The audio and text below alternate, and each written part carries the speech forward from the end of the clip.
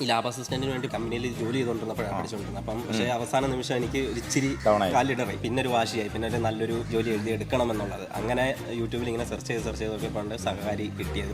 എനിക്ക് ഏറ്റവും വലിയ സന്തോഷമുണ്ട്. കാരണം 14 വർഷത്തെ അവൻ്റെ കഷ്ടപ്പാടാണ് അത് അവസാനം ഒരു റാങ്കിൽ എത്തിച്ചു എന്നുള്ളതാണ്.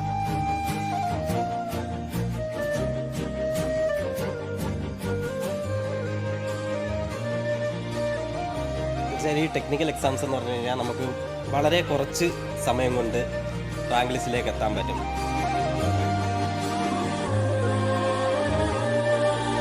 ക്ഷീരവികസന വകുപ്പിലേക്ക് നടന്ന ഡയറി ഫാം ഇൻസ്ട്രക്ടർ പരീക്ഷയിൽ സ്പെഷ്യൽ റിക്രൂട്ട്മെൻറ്റ് എക്സാം 2ാം റാങ്ക് ഹോൾഡറായിട്ടുള്ള നിതിൻ്റെയും കുടുംബത്തിൻ്റെയും ഒപ്പമാണ് നമ്മളിന്നുള്ളത്.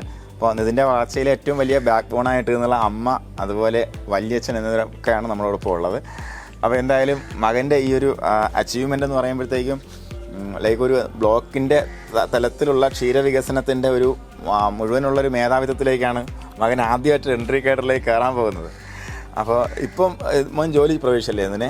ഇപ്പോൾ എവിടെയാണ്? ഇപ്പം പാരിപ്പള്ളി മെഡിക്കൽ കോളേജിൽ ലാബ് അസിസ്റ്റൻ്റ് ആയിട്ട്. പാരിപ്പള്ളി DME ലാബ് അസിസ്റ്റന്റിൽ കഴിഞ്ഞ DME ലാബ് അസിസ്റ്റന്റിൽ അവൻ ജോലി പ്രവേശിച്ച് കഴിഞ്ഞപ്പോൾ തന്നെ.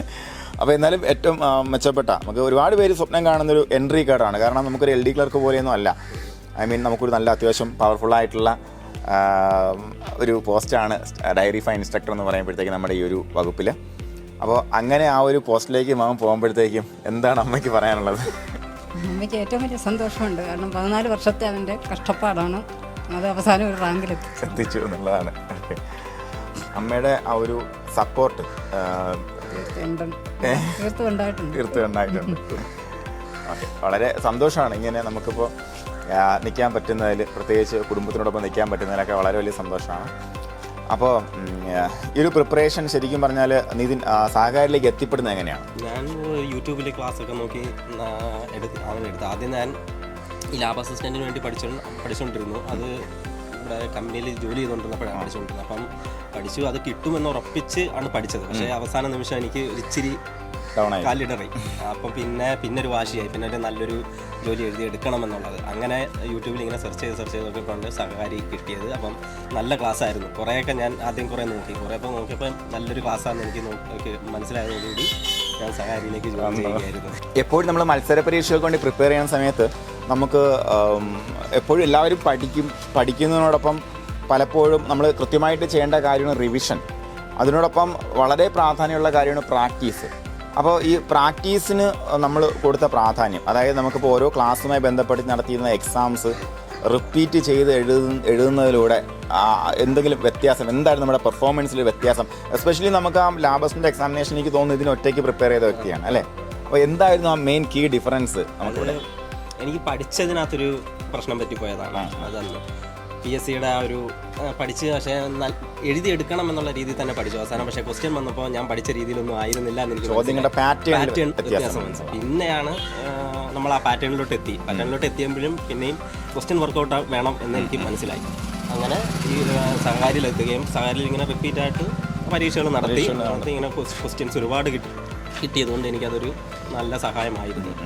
എന്തായാലും കൺഗ്രാറ്റ്സ് നിതിൻ കേട്ടോ. അപ്പോൾ ഉറപ്പായിട്ടും എന്താ പറയുക, നമ്മൾ ഒരുപാട് പ്രശ്നങ്ങളിലൂടെയും ബുദ്ധിമുട്ടിലൂടെ കടന്നു വന്ന വ്യക്തികളാണ്.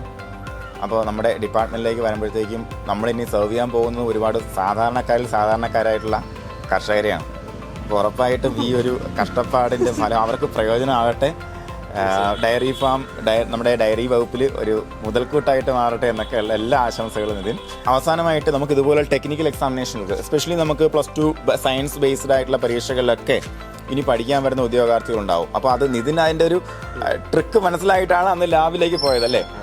അപ്പോൾ അങ്ങനെ വരുന്ന ഉദ്യോഗാർത്ഥികൾ ഇപ്പോൾ ഒരുപാട് പേര് LD ക്ലർക്ക് അതുപോലെ ലാസ്റ്റ് ഗ്രേഡ് പരീക്ഷകൾക്കാണ് ഒത്തിരി വിയർപ്പൊഴുക്കുന്നത് അല്ലേ? അപ്പോൾ ഇങ്ങനെയുള്ള എക്സാമിനേഷൻ നമ്മൾ ശ്രദ്ധിച്ചാൽ എങ്ങനെ നമുക്ക് ക്രാക്ക് ചെയ്യാൻ പറ്റും? അങ്ങനെയുള്ള ഉദ്യോഗാർത്ഥികൾക്ക് വേണ്ടുന്ന ഒരു ഉപദേശം അല്ലെങ്കിൽ എന്താ പറയുക, ഒരു സന്ദേശം എന്താണ് ഇതിന്? തീർച്ചയായും ഈ ടെക്നിക്കൽ എക്സാംസ് എന്ന് പറഞ്ഞു കഴിഞ്ഞാൽ നമുക്ക് വളരെ കുറച്ച് സമയം കൊണ്ട് റാങ്ക് ലിസ്റ്റിലേക്ക് എത്താൻ പറ്റും. അത് നോർമലി ഒരു ജനറൽ PSC എന്ന് പറയുമ്പോഴത്തേക്കും നമുക്ക് ഒരുപാട് പഠിക്കാനുണ്ട്.